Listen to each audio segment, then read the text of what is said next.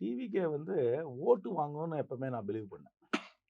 என்னோட final assessment வந்து அவங்களுக்கு வந்து நம்மளுடைய வோட்டிங் பெர்சன்டேஜ பார்த்தப்புறம் 4.85 குரோர்ஸ் போல் ஆச்சு தமிழ்நாட்ல.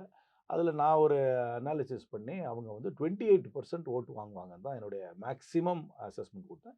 அத அவங்க டெஃபினட்டா எக்ஸீட் பண்ணி 35 வாங்கிட்டாங்க. அவங்க 30 தாண்டுனதுக்கு அப்புறம் தான் சீட் கன்வர்ஷன் ஆயிருக்கும். 2 ஜர்னலிஸ்ட் தான் அவங்க டிவிகேக்கு 20 சீட்டே குடுத்தாங்க. மத்தவங்க ஓகே. எல்லாம் 48 பேர் வந்து அவங்களுக்கு சிங்கிள் டிஜிட் தான் குடுத்தாங்க. அதனால ட்ரெடிஷனல் சேனல்ஸ் ஆஃப் இன்ஃபர்மேஷன் எல்லாமே வந்து ஒரு ஒரு ஒரு ஒரு ஒரு ஒரு நேரோ ஃபோக்கஸோட தான் பார்க்குறாங்க. புது கட்சி, அவங்களுக்கு பூத் ஏஜென்ட் கிடையாது.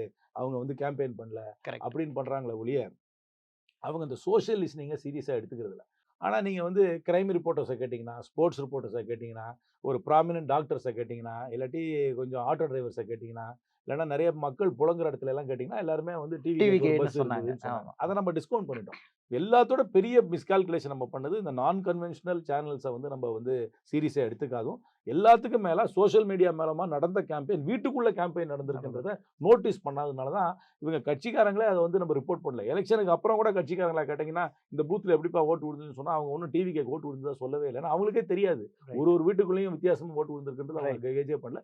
குறிப்பாக யங்ஸ்டர்ஸ் 18 வயசுலேருந்து 28 வயசு வரைக்கும் தான். அதுல இருக்க பெண்கள். ஏன்னா எந்த கட்சியுமே ஒரு 18 வயசோ, 20 வயசோ, 22 வயசோ, 24 வயசு பொண்ணோட பேசுறதே கிடையாது. அவங்க கரெக்ட். மெம்பரும் கிடையாது. அவங்க மீட்டிங்க்கும் வரதும் கிடையாது. கம்யூனிகேஷனே கிடையாது. இது ஒரு ஜெனரேஷனல் கேப், ஒரு கம்யூனிகேஷன் கேப். ஆனா இந்த எலக்ஷன் எனக்கு நெறைய பாடம் கத்துக் குடுத்துருச்சு.